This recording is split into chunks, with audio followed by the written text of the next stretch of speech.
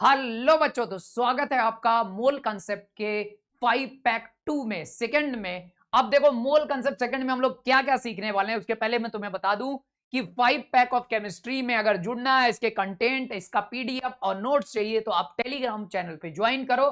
और देखो आज हम लोग क्या क्या सीखने वाले हैं। Density, limiting atom, minimum molecular weight, RM, AMU, ideal gas equation, इनके कंसेप्ट और क्वेश्चन सीखेंगे और कुछ इन्हीं से रिलेटेड क्वेश्चन, इन्हीं कंसेप्ट से रिलेटेड क्वेश्चन इसमें दिए होंगे, उनको करना है आपको सॉल्व।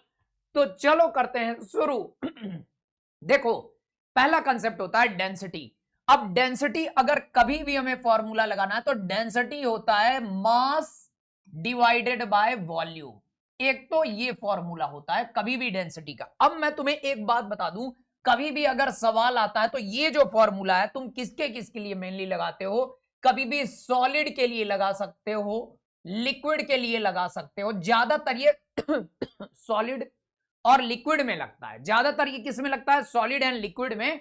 पर हम इसे गैस के लिए भी लगा सकते हैं, पर ज्यादातर इसको सॉलिड और लिक्विड में लगाते हैं। गैस के लिए हम आगे देखेंगे, एक PM equal to rho RT, PV equal to NRTC आता है, उसे आगे पढ़ेंगे डिटेल में। लेकिन density is equal to mass by volume होता है। अब एक बात याद रखो, चाहे कोई भी सब्सटेंस सॉलिड हो, चाहे वो लिक्विड हो, चाहे वो गैस हो, अगर इन सभी की हम बात करें तो इनका हमेशा मास अगर कुछ भी है तो मास सभी का सेम रहेगा।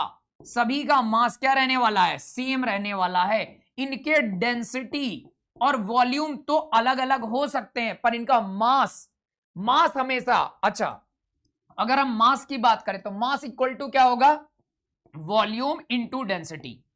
इनका प्रोडक्ट वॉल्यूम और डेंसिटी इन सब के लिए अलग अलग हो सकते हैं, पर अगर मास सेम लिया हुआ है तो मास सेम रहते हुए हम इनके वॉल्यूम और डेंसिटी को सॉल्व कर सकते हैं। चलो देखते हैं एक सवाल। यहां पे देखो, यहां पे क्या सवाल दिया हुआ है।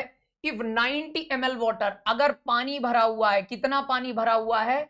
तुम्हारे पास 90 ml वाटर भरा हुआ है और हमें इसके अंदर क्या बताने हैं? इस वाटर के अंदर हमें मॉलिक्यूल्स बताने हैं। तो कल हमने देखा था मोल मैप।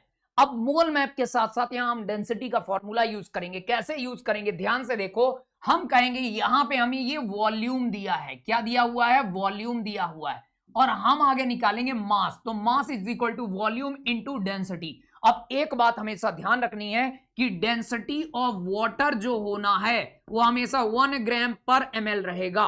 ये हमें ध्यान रखना है, कई बार नहीं दिया रहता। तो अगर हम इस पूरे के 90 ml वाटर का मास निकालना चाहते हैं तो हम निकाल सकते हैं। वॉल्यूम रखेंगे 90 इंटू, हमेशा वॉल्यूम डेंसिटी अगर हम ग्राम पर ml में लेते हैं तो ml में रखेंगे, और इंटू क्या कर देंगे? 1। तो यहां से 90 ग्राम हमारे पास मास आ जाएगा। अब मास आ गया तो मोल मैप का यूज करके मास से हम कहां चले जाएंगे? मोल में। तो mole is equal to mass जो 90 है अपॉन वाटर का H2O का मॉलिक्यूलर वेट हमने कल निकाला सीखा था 18 ग्राम होता है, तो अपॉन 18 रख देंगे तो ये आ जाएगा 5 मोल। अब हमारे पास ये आ गया 5 मोल और हमें यहां से जाना है मॉलिक्यूल्स में। तो मॉलिक्यूल्स यहां से हम चले जाएंगे। मॉलिक्यूल्स कितने हो जाएंगे? 5 इंटू एवोगैड्रो नंबर Na का मल्टीप्लाई करके हमें आंसर मिल जाएगा। तो कुछ इस तरीके से हम सॉल्व करेंगे। और एक और बेहतरीन सवाल करते हैं। तो देखो ये क्वेश्चन दिया हुआ है, बढ़िया सवाल दिया है। इसमें क्या दिया है? 11.2 litre water vapours are present at STP. अब देखो हमारे पास कुछ वाटर की वेपर्स प्रेजेंट है। यहां पे वाटर की क्या दी हुई है? वेपर्स। वेपर्स का हमें गैस हो गई वेपर, और ये कितना दिया? 11.2 लीटर एसटीपी पे प्रेजेंट है। अब ये बोल रहा है इनको हम क्या करते हैं? इनको हम कंडेंस करते हैं। इनको हम कंडेंस करके और लिक्विड में कन्वर्ट करते हैं। तो एक बात याद रखो, यहां पे इनको हमने क्या किया? कंडेंस्ड, और इनको कंडेंस्ड करके हमने लिक्विड H2O में कन्वर्ट किया। कभी भी गुब्बारा भर के गैस को अगर लिक्विड में बदलोगे तो 2-4 बूंद ही लिक्विड मिलेगा। तो यहां पे जो कंडेंस करके हम वेपर को लिक्विड में कन्वर्ट कर रहे हैं, तो इस लिक्विड के बारे में हमसे पूछा है कि इस लिक्विड का वॉल्यूम क्या होगा। यानी ये वॉल्यूम ऑफ लिक्विड H2O हमसे पूछा गया है, क्या होगा। हाँ, वेपर का जो वॉल्यूम है 11.2 लीटर है। तो अब यहां हम क्या कंसेप्ट लगाएंगे कि जितनी भी वेपर है उसका मास कांस्टेंट रहेगा। यानी हम लिखेंगे मास ऑफ वेपर जितना होगा वही वेपर मास ऑफ लिक्विड में कन्वर्ट होगा। मास ऑफ लिक्विड, यानी लिक्विड और वेपर का मास यहां पे कंजर्व करा देंगे। अब मास इज इक्वल टू क्या होगा, अगर वेपर का हमें मास निकालना है तो गैस के लिए हम मैंने तुम्हें बताया था डेंसिटी, लिक्विड के लिए तो हम क्या लगा देंगे, mass is equal to volume into density, ये फॉर्मूला लगा देंगे। लेकिन अगर हमें मास ऑफ वेपर यानी गैस का मास निकालना है तो हम क्या करेंगे, तो यहां पे हम पीवी इक्वल टू एनआरटी का ये फॉर्मूला में डायरेक्ट लगाने से बचना है। उसकी जगह हम क्या करने वाले हैं, हमें पता है कि वॉल्यूम एट एसटीपी से हमें मोल मैप के थ्रू मोल हम निकाल सकते हैं। कैसे, volume at STP divided by 22.4, तो यहां मोल मैप से हम इसको सॉल्व कर लेंगे। तो वॉल्यूम एट एसटीपी हमें दिया है गैस का 11.2 लीटर गैस के लिए अपॉन 22.4, तो यहां से देखोगे ये आ जाएगा 1/2 मोल। अच्छा, अब वाटर का मोल आ गया, तो मास ऑफ H2O वेपर हम निकाल लेंगे, वो कितना आ जाएगा, मोल 1/2 इंटू मॉलिक्यूलर वेट 18 सॉरी, तो ये आ गया 9 ग्राम।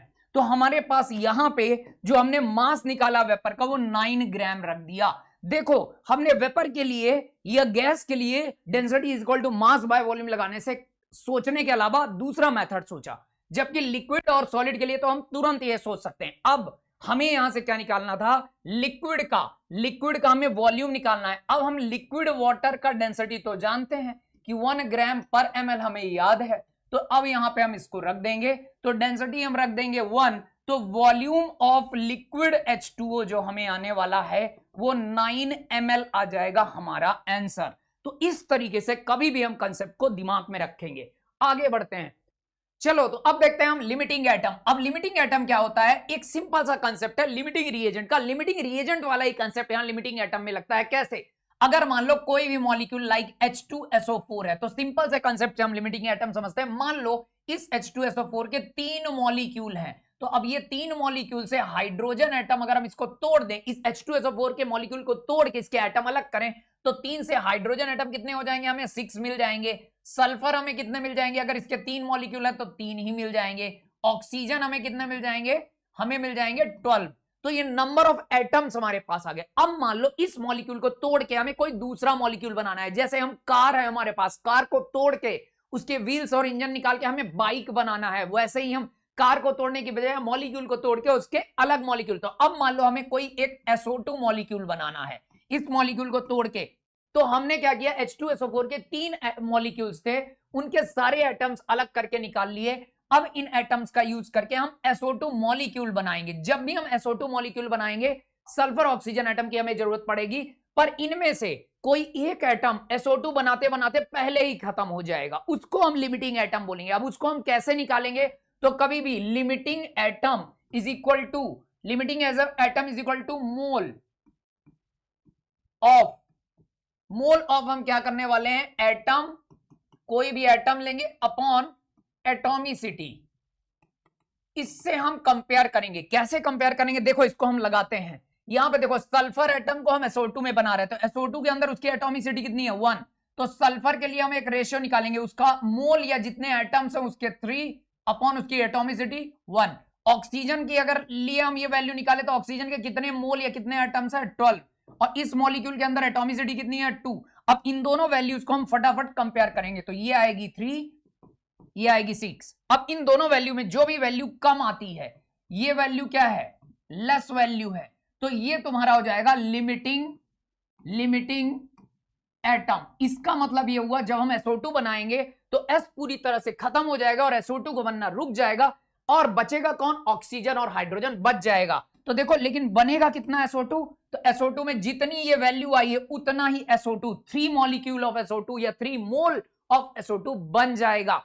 अच्छा, अगर 3 मोल ऑफ SO2 बन गया तो हम इसके बाद इसका मास, इसका volume at STP mole map से कुछ भी निकाल सकते हैं। अच्छा, इसके अलावा अगर तुमसे बोला जाए कि जो एटम्स बचे, कौन कौन से एटम बचेंगे, तो तुम कहोगे हाइड्रोजन तो पूरा का पूरा 6 एटम बच जाएगा, सल्फर पूरा का पूरा खत्म हो जाएगा क्योंकि वो लिमिटिंग एटम था, पर ऑक्सीजन कितना बचेगा अगर बोला जाए, तो SO2 के अंदर 3 2 जा 6 ऑक्सीजन एटम यूज हुए हैं, थे कितने 12, तो बचे कितने 12 माइनस 6 यानी 6 एटम ऑक्सीजन के बटेंगे। तो कुछ ऐसे सवाल अगर हमें आते हैं तो उन्हें सॉल्व करना आना चाहिए। चलो एक अच्छा सा सवाल इसका करते हैं सॉल्व। तो ये देखो, ये रहा क्वेश्चन।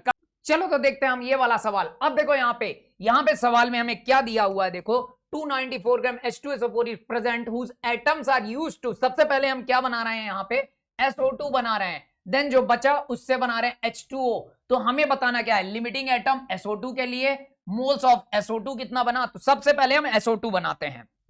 तो अब देखो सबसे पहले हमको दिया हुआ है कितना, 294 ग्राम H2SO4। तो हम क्या करेंगे, पहला कंसेप्ट इस H2SO4 के मोल निकाल लेंगे। जो ये मास दिया है हमेशा इसको आगे मोल में कन्वर्ट करेंगे। तो मोल कितना आ जाएगा, मोल ऑफ H2SO4 जो हमें मिलेगा 294 डिवाइडेड इसका मॉलिक्यूलर वेट 98, तो ये आ जाएगा 3।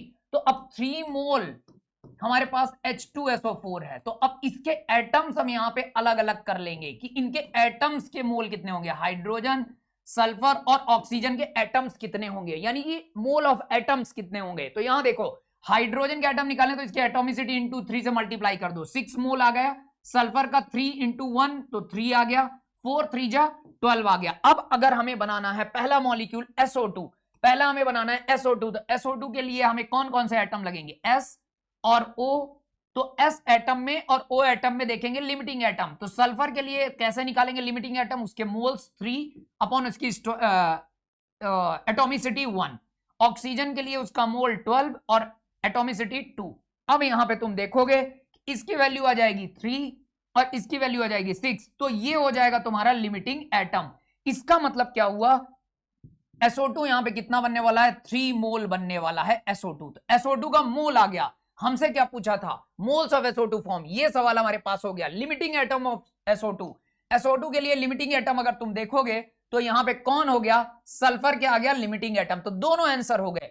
इसके बाद क्या बोल रहा है, इसके बाद देखो यहां पे बोल रहा है लिमिटिंग एटम इन H2O। अब इसके बाद हम जब ये सारे एटम यूज हो गए तो बाकी जो बचे एटम्स, कितने एटम्स बचेंगे, तो देखोगे कि हाइड्रोजन पूरा का पूरा 6 बच जाएगा। सल्फर कितना हुआ था, लिमिटिंग एटम था वो 0 हो गया।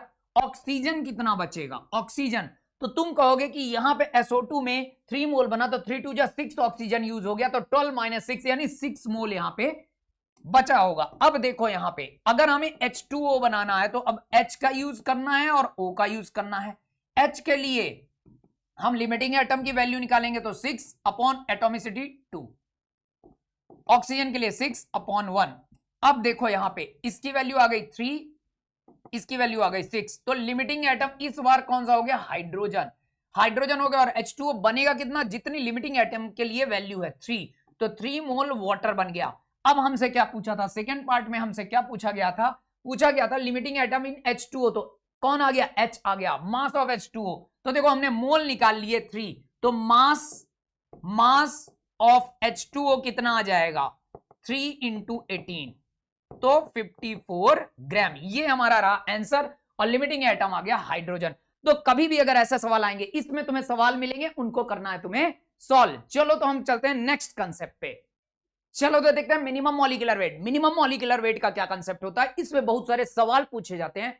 इन सारे टाइप के सवालों को सॉल्व करने के लिए एक जादुई फॉर्मूला तुम्हें मैं बताता हूं। हमें एक याद रखना है, mole of molecule is equal to mole of atom upon atomicity. इसका क्या कंसेप्ट होता है कि अगर मान लो तुम्हारे पास कोई भी मॉलिक्यूल है, जैसे तुम्हारे पास है H2SO4, तो इस पूरे के पूरे मॉलिक्यूल के जो मोल्स है उसको, उसके बाद उसके अंदर के एटम्स के मोल को अगर रिलेट करना है या निकालना है तो कभी भी इस फॉर्मूले से तुम निकाल सकते हो। बड़े बड़े क्वेश्चंस को आसानी से हम इसको सॉल्व कर सकते हैं। कई बार ये फॉर्मूला लगता है कि यार ये क्यों लगा रहे हैं, इससे भी आसान सॉल्व हो जाता है, बट नहीं, जब सवाल घुमाए जाते हैं तो इस फॉर्मूले से हम जबरदस्त तरीके से सॉल्व कर सकते हैं, जो मैंने कि क्लास में भी बहुत सारा डिस्कस किया है। चलो देखते हैं, अगर H2SO4 में मॉलिक्यूल के मोल और एटम के मोल को रिलेट करना है तो हम देखो कैसे लिख सकते हैं। हम इसे लिखेंगे मोल ऑफ H2SO4।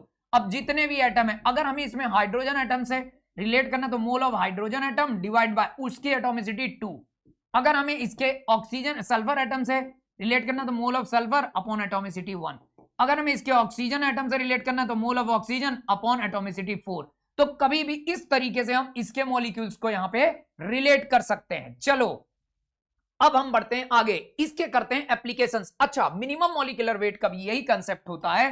कई बार हमें इसमें सवाल घुमा के देखता है, तो यहां देखेंगे सवाल, पहला सवाल यहां पे देखो, यहां पे हमें दिया हुआ है कि H2SO4 के 294 ग्राम्स दिए हुए हैं और इसके अंदर HS एंड O एटम निकालने। तो बहुत सिंपल है, हम लगाएंगे mole of H2SO4 is equal to mole of hydrogen atom upon उसकी एटॉमिसिटी 2। अब अगर हमें दिया है मोल ऑफ H2SO4 की हम वैल्यू रख सकते हैं, क्योंकि ये हमें 294 अपॉन मॉलिक्यूलर वेट 98, तो यहां से कितना आ जाएगा हमें 3। तो अगर यहां पे हम 3 रख दें तो मोल ऑफ हाइड्रोजन बाय 2 हो जाएगा, तो ये वैल्यू मोल ऑफ हाइड्रोजन के लिए कितनी आ जाएगी 6, यानी इसके अंदर 6 हाइड्रोजन मोल्स है। ये सवाल तो बहुत सिंपल है, बट इस मेथड से करेंगे क्योंकि बाद में टफ सवाल भी इससे आसानी से सॉल्व होंगे। फिर हम देखें, अगर मोल ऑफ H2SO4 से सल्फर के मोल निकाले तो मोल ऑफ सल्फर अपॉन एटॉमिसिटी 1। अब इसके मोल्स हम रख देंगे 3, तो मोल ऑफ सल्फर आ जाएंगे 3।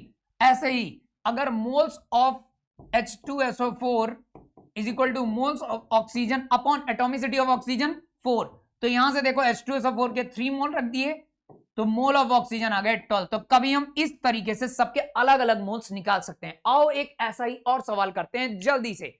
अब यहां पे देखो हम फास्ट करेंगे, हमें Ca3PO4 के मोल्स दिए हुए हैं और हमें इनके एटम्स के मोल पूछे गए हैं। तो मोल ऑफ Ca3PO4 का whole twice is equal to, हम एक साथ अगर एटम्स के लिए लगाएं तो भी ऐसा फॉर्मूला लगा के जल्दी सॉल्व कर सकते हैं। कैसे? Mole of calcium upon atomicity 3, moles of phosphorus upon atomicity 2, moles of oxygen upon atomicity 4 2 जा 8। अब देखो हम यहां पे रख देंगे Ca3PO4 के कितने मोल्स हैं 3, तो कैल्शियम के मोल्स कितने आ जाएंगे 3 इंटू 3 9, मोल्स ऑफ फास्फोरस कितने हो जाएंगे 2 इंटू 3 6, मोल ऑफ ऑक्सीजन कितने हो जाएंगे 8 3 जा 24। इस टाइप से तो एक तो सिंपल सवाल होते हैं। अगला सवाल देखते हैं मिनिमम मॉलिक्यूलर वेट का, और इससे भी बढ़िया बढ़िया सवाल हमने क्लास में किए हुए थे, बट कंसेप्ट हम ऐसे ही रिवाइज कर सकते हैं जल्दी से, और इसमें तुम्हें क्वेश्चन मिलेंगे भी। अब देखो इस क्वेश्चन का आंसर देखते हैं। अब यहां देखो एक कंपाउंड है, एक कोई भी कंपाउंड हमें दिया जिसका फॉर्मूला हमें नहीं पता, उसमें दिया 6.4% सल्फर दिया हुआ है, 6.4% ऑफ सल्फर दिया हुआ है, और पूछा है कि उस कंपाउंड का हमें मिनिमम मॉलिक्यूलर वेट बताना है। मिनिमम मॉलिक्यूलर वेट बताना है, तो कभी भी अगर मिनिमम मॉलिक्यूलर वेट हमें बनाना है तो उसमें सल्फर एटम 1 2 3 4 कितने होने चाहिए, मिनिमम होने चाहिए, और मिनिमम यानी कितना 1। तो जब भी मिनिमम मॉलिक्यूलर वेट के लिए जो भी एटम हमसे पूछा है तो उसकी जो एटॉमिसिटी ऑफ सल्फर हम यहां पे यूज करेंगे, वो यूज करेंगे 1, ताकि उसका मॉलिक्यूलर वेट मिनिमम आए। अब देखो कंपाउंड में 6.4% ऑफ सल्फर का क्या मतलब होगा, 6.4 बाई 100, 6.4 बाई 100 परसेंटेज एक रेशियो होता है, तो इसको लिखेंगे ऐसे। अब इस रेशियो में हम क्या मतलब निकालेंगे कि हम इसे लिखेंगे मास ऑफ सल्फर, और इस रेशियो को हमेशा हम लिखेंगे ग्राम में, इसको भी लेंगे ग्राम और इसको भी लेंगे ग्राम में। कभी भी सवाल में अगर डेटा दिया है, इसको हम मास ऑफ सल्फर लेंगे और इस वाले मास को हम लिखेंगे मास ऑफ कंपाउंड।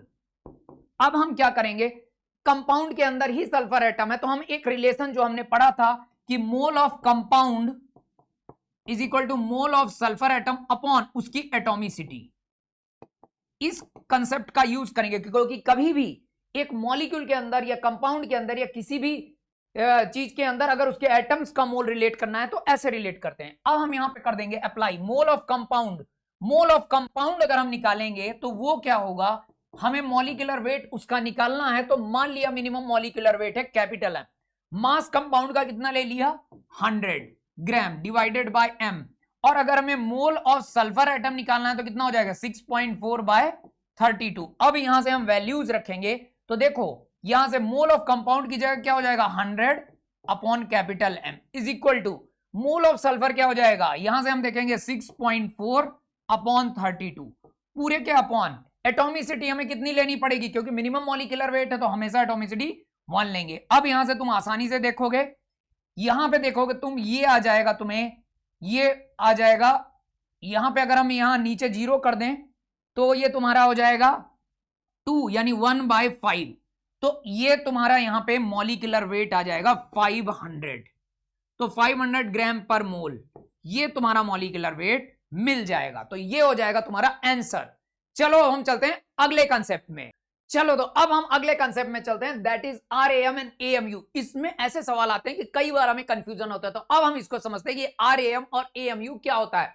सबसे पहले अगर हम फॉर्मूले की बात करें तो एएमयू के लिए 1/12 into mass of carbon 12 atom होता है। RAM is the number of nucleons in an atom and 1 AMU की वैल्यू। देखो यहां पे अगर हम समझे इसको तो हमेशा याद रखो एक छोटी सी बात से कि कोई भी एटम हम देखते हैं तो उसमें यहां पे एटॉमिक नंबर 8 और यहां मास नंबर 16 लिखा होता है। बट इस एटम में दो तरीके से हम इसका मास बता सकते हैं, एक 16 एएमयू या इसी को हम कई बार 16 यू लिखते हैं और कई बार हम इसको 16 ग्राम लिखते हैं। जब भी हम 16 ग्राम में मास बताते हैं तो ये 1 मोल ऑक्सीजन एटम का मास होता है, ये हमने देखा था। और एएमयू में बताते हैं तो वो एक अकेले ऑक्सीजन एटम का मास होता है।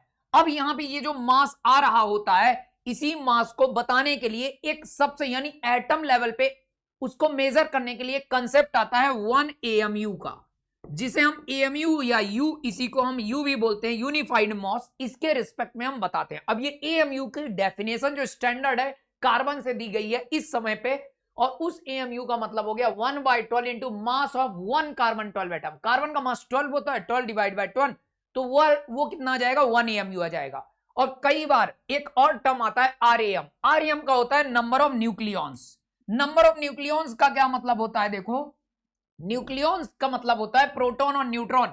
अगर ये ऑक्सीजन एटम है तो इसमें प्रोटॉन कितने होंगे 8 और न्यूट्रॉन कितने होंगे 16। मास नंबर में 8 को माइनस करेंगे तो न्यूट्रॉन आ जाएंगे 8।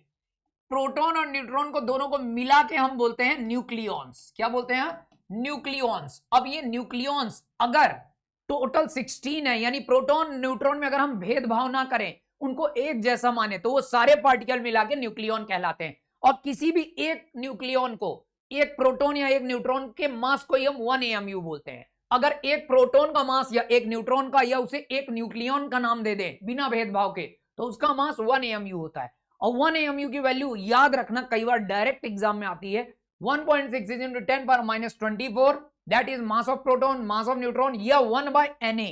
1/Na ग्राम में हम लिख सकते हैं, ग्राम में इसको ऐसे लिख सकते हैं, 1/Na भी लिख सकते हैं, इसी वैल्यू को हम 1/Na लिख सकते हैं। चलो अब हम करते हैं इसके सवाल। पहला सवाल यहां पे देखो, जल्दी से देखते हैं पहला सवाल। Which of the following not have a mass nearly 1 AMU. किसका मास 1 एएमयू नहीं होगा? क्या हाइड्रोजन एटम का? तो हाइड्रोजन एटम में तो केवल एक प्रोटॉन होता है तो उसका मास तो 1 एएमयू होगा, तो वो बात तो सही है। पर 1/16 into mass of O16 isotope. अब ऑक्सीजन के कितने न्यूक्लियॉन है 16 इंटू 1/16 यानी 1/16 इंटू 16 करेंगे तो ये भी 1 एएमयू ही आ जाएगा। तो ये भी 1 एएमयू है। 1 प्रोटॉन और 1 न्यूट्रॉन, तो एक प्रोटॉन हो या एक न्यूट्रॉन उनका मास तो 1 एएमयू ही होता है, लेकिन 1 प्रोटॉन एंड लगा दिया 1 न्यूट्रॉन तो इसका मास यहां पे 1 एएमयू के बराबर नहीं होगा। चलो चलते हैं अगले सवाल में। तो अब देखो ये है तुम्हारा अगला सवाल, क्या बोल रहा है, if the mass of sample of oxygen atom is 96U, यानी तुम्हारे पास बहुत सारे ऑक्सीजन एटम रखे हैं और उनका मास तुमने मेजर किया तो कितना है 96U आ गया। इन टोटल मास इनका दिया हुआ है 96U। जैसे अगर एप्पल एक टोकरी में रखे हैं तो उस टोकरी का मास आ गया 96U। Find how many oxygen atoms, तो हमें बताने हैं नंबर ऑफ ऑक्सीजन एटम कितने होंगे। अब तुम्हें पता है कि ये यू में मास दिया है, यानी कुछ गिने चुने 10 20 30 100 200 ही ऑक्सीजन एटम है। तो जब भी यू में मास दिया है तो हम क्या करेंगे, हमें जब भी एक एटम का मास चाहिए तो total mass divided by mass of, हम क्या करेंगे, मास ऑफ 1 ऑक्सीजन एटम करेंगे। अब टोटल मास चूंकि हमें यू में दिया है तो इसको 96U रखेंगे। तो यू वाला अगर ऊपर मास रखा है तो नीचे भी हमें यू वाला मास लेना पड़ेगा, यानी ऑक्सीजन का 16 8 है, दो मास होते हैं 16 ग्राम और 16U। ये U एक एटम का मास होता है तो एक ऑक्सीजन एटम का मास हम यहां 16U ले लेंगे, U से U कैंसिल और यहां 6 एटम्स आ जाएगा। तो यानी यहां ऑक्सीजन के 6 एटम्स प्रेजेंट है। इस तरीके से हम आंसर करेंगे। चलो हम देखते हैं अगला सवाल, जल्दी सॉल्व करते हैं अगला सवाल। An hypothetical atom and RAM, RAM यानी कि उसमें नंबर ऑफ प्रोटॉन और न्यूट्रॉन मिला के कितना दिया है 15 दिया है, and it has proton twice of neutron, proton is equal to 2 times of neutron दिया हुआ है। Then find number of proton and neutron.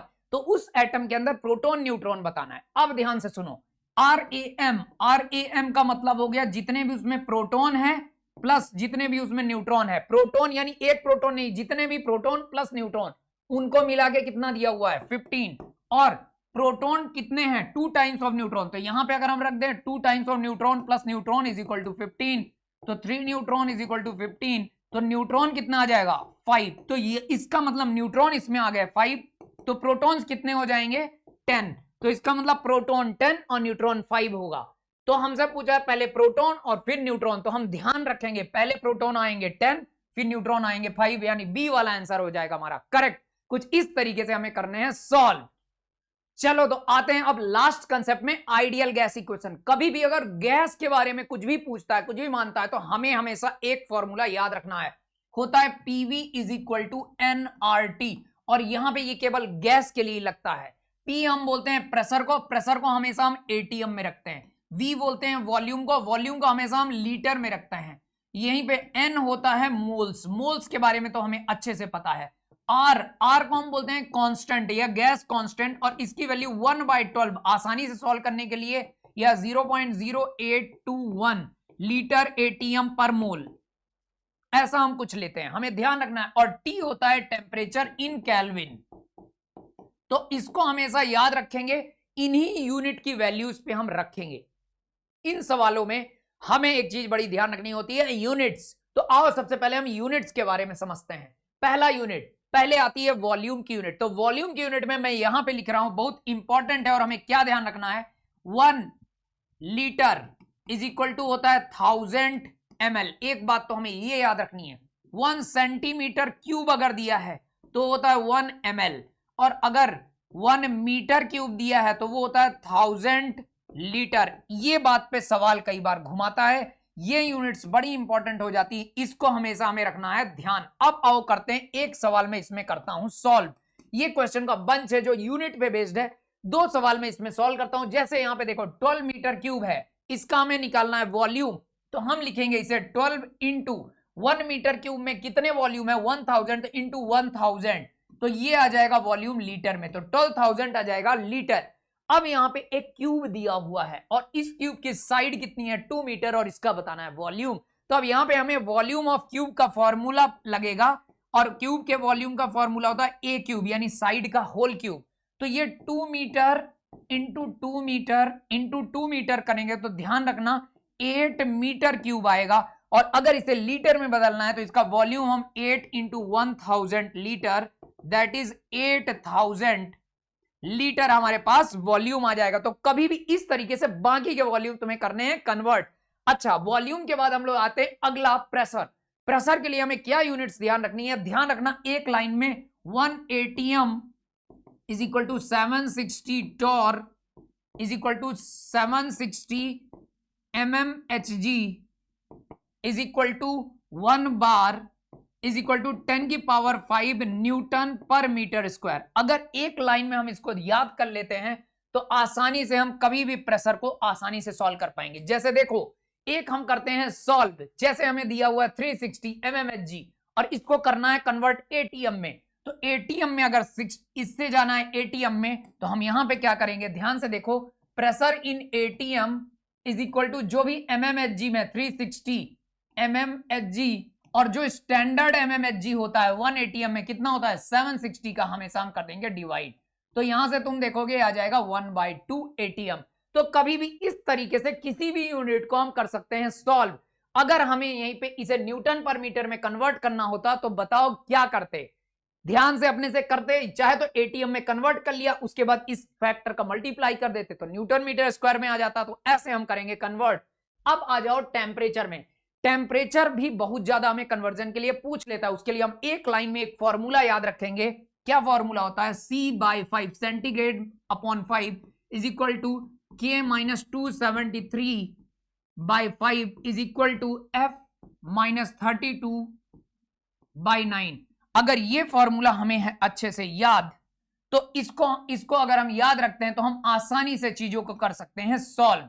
अब देखो कैसे करते हैं। इनमें से एक सवाल 113 फ़ारेनहाइट को मैं करता हूं सॉल्व। तो अगर फ़ारेनहाइट को हमें केल्विन में ले जाना है तो इन दोनों फॉर्मूलों को हम कर लेंगे use. K minus 273 by 5 is equal to F minus 32 by 9। अब देखो K minus 273 by 5 is equal to F की जगह हम कितना रखेंगे 113 माइनस 32 बाय 9। अब इसको हम कर दे सॉल्व तो ये आ जाएगा 1 और ये आ जाएगा 9 अपॉन 9, 91 बाय 9, ये हो गया 1 और ये हो जाएगा sorry 8, 81 by 9 is equal to K minus 273 by 5। तो ये आ जाएगा 9, तो यहां से K minus 273 is equal to 9 5 जा 45। तो यहां से देखोगे K is equal to 45 plus 273 और इसको जोड़ दो तो ये आ जाएगा 8 और 318 केल्विन। तो फाइनल आंसर 318 केल्विन हमें मिल जाएगा। तो कभी भी ऐसे बाकी के सवाल तुम कन्वर्ट करके चेक करोगे, किसी भी स्केल में तुम कन्वर्ट कर सकते हो। और अब एक लास्ट सवाल देखते हैं, अगर कभी भी आइडियल गैस इक्वेशन आती है और उसके सवाल बनाने हैं तो चलो एक देखते हैं आइडियल गैस को कैसे लाएंगे। A gas having 1 atm pressure, हमें प्रेशर दिया हुआ है 1 atm, अच्छा pressure and 3 litre volume, volume कितना दिया है 3 लीटर, फिर क्लोज्ड कंटेनर है, टेम्परेचर दिया हुआ है हमें 27 degree centigrade, then find the moles, हमें बताने हैं मोल्स कितने होंगे गैस के। तो जैसे ही गैस बोला है हम लगा देंगे PV इक्वल टू क्या nRT। अब हमें मोल निकालना है, प्रेशर रख देंगे 1 atm में, वॉल्यूम रख देंगे 3 लीटर में, n हमें निकालना है, r की वैल्यू 1/12, कैलकुलेशन आसान करने के लिए t कितना होगा, हाँ t को हमेशा हम केल्विन में रखेंगे तो ये 300 केल्विन आएगा, स्केल से कन्वर्ट करके इनटू आ जाएगा 300। अब हम इसको कर देंगे सॉल्व तो ये आ जाएगा 2 जा 5 जा, तो यहां से मोल आ जाएगा 3/25। तो इसको अगर हम सॉल्व करें तो 300/25 और इंटू 1/100, मैंने इसे कैलकुलेशन आसान करने के लिए 25 1 जा 25, 25 2 जा, तो ये आ जाएगा 0.12। तो हमारा जो आंसर आने वाला है बी ऑप्शन। इस तरीके से हम कभी भी इसको करेंगे। अब देखो तुमको एक बात ध्यान रखना है, अगले 5 पैक में हम पढ़ने वाले partial pressure, mole fraction, density, vapour density, percentage composition, average molar mass, इनको हम अच्छे कंसेप्ट के साथ पढ़ने वाले हैं। अच्छा, और एक बात ध्यान रखोगे कि कुछ क्वेश्चंस मैं तुम्हें दे रहा हूं उनको एकदम अच्छे से सॉल्व करना, इनको मैंने क्लास में भी किया हुआ है डिस्कस, तो ये क्वेश्चन तुम्हें करने हैं सॉल्व। तो मिलते हैं फिर इसके बाद हम लोग अगले 5 पैक कंसेप्ट में।